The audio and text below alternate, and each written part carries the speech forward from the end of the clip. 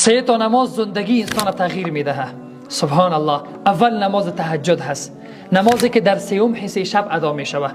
وقتی هست که بنده می خواهد نماز بخونه، الله متعال با آسمان دنیا می آید و صدا می کند هل من مستغفرین، هل من داعین، هل من سائرین. الله صدا می کند، میگه آیا کسی هست گناه داشته باشه گناهش ببخشم؟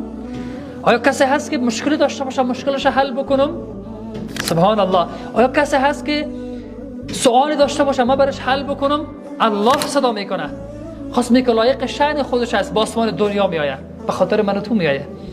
به الله قسم اگر نماز تهجد را واقعانه، خالصانه و صادقانه بخوانیم، هر چی از الله متعال بخواهیم، مطمئن هستم که الله متعال براتان میدهه، چون وعده الهی هست.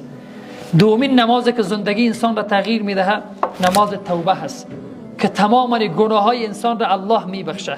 پیغمبر صلی الله علیه وسلم میفرماید قال رسول الله صلی الله علیه وسلم ما من عبد یذنب ذنبا فيحسن الطهور ثم يقوم فيصلي ركعتين ثم يستغفر الله الا غفر الله له.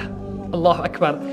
ابو داود این حدیث را میاره به شماره 1521، ترمذی شریف حدیث را میاره به شماره 406. سبحان الله. پیغمبر صلی الله علیه و سلم میفرماید هیچ بنده گناه نمیکنه مگر اینکه وضو میگیره، 2 رکعت نماز توبه میخونه، بعد از 2 رکعت از الله استغفار میخواه مگر اینکه الله حتما میبخشیش. این نماز توبه زندگی انسان تغییر میده، انسان ناپاک را پاک میسازه، دروازه هست برای بخشش گناه ها. نماز توبه را فراموش نکنین، باعث دیگرگون کننده زندگی موضوع هست. سوم نماز استخاره هست، مشوره کردن با الله متعال. در بعضی امور شما متردد میشوین، 2 راه براتان میآید، کدامش انتخاب میکنین؟ حیران میمانین، با انسان ها مشوره میکنین اما دلتان قلبتان مطمئن نیست. برخیزین شب 2 رکعت نماز بخوانین، بعد از او استخاره بکنین، دعای استخاره را بخوانین، با الله مشوره بکنین.